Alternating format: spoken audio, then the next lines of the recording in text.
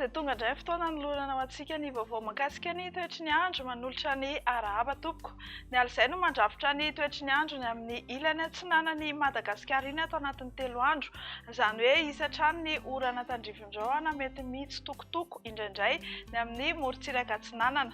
Amin'ny ilany andrefan'ny nosy kosa dia hanomboka hitsitokotoko ihany koa ny oram-baratra.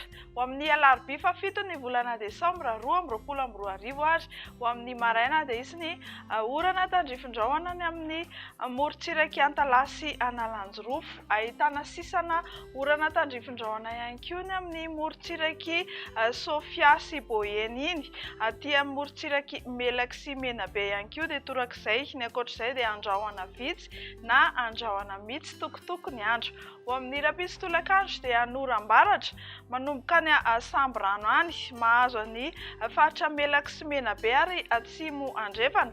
Hanorana tandrifin-drahona kosa manomboka aty Sava, Analanjorofo, Atsinanana, Vatovavy, Fitovinany, mipakatra aty amin'ny farafangana aty Ifandimy ny rahona sy ny masoandro ny any amin'ny faritra Sisatsia notonona teo. Mahakasika ny maripana dia mbola mitoetra trano ny hafanana indrindra ny amin'ny ilany andrefan'ny Madagasikara sy ny any amin'ny tendrony atsimon'ny nosy iny. Ny any amin'ny tendrony atsimon'ny nosy izao ny ambony indrindra dia mananika hatrany amin'ny 4.3 degré Celsius.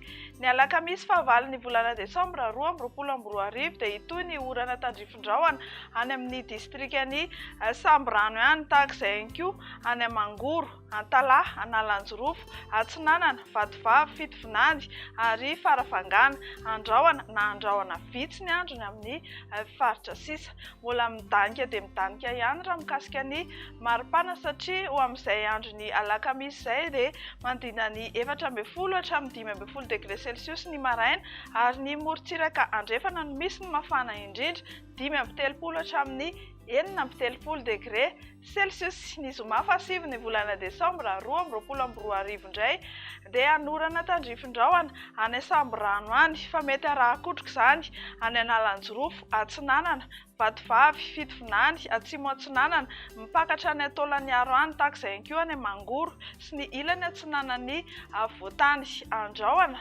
mety arahana orana tandrifin-drahona mitsitokotoko kosa ny amin'ny faritra sisa rehetra izay tsy notonona teo afa-tsy ny any amin'ny faritra atsimo andrefana Androy ary Anosy no homaina ny andro. Mbola midanika dia midanika ihany ny maripana dia ho jerentsika ny Antsipiria no amin'ny zoma fahasivy ny volana desambra 2024 aty Antsirabe sy aty Antananarivo no misy ny mangatsiaka indrindra aloha ny maraina 14 degré Celsius ary ny mafana indrindra dia mbola amin'ny morontsiraka andrefan'ny Madagasikara iray manontolo iny manodidina ny 13 na 14 degré Celsius ny mafana indrindra.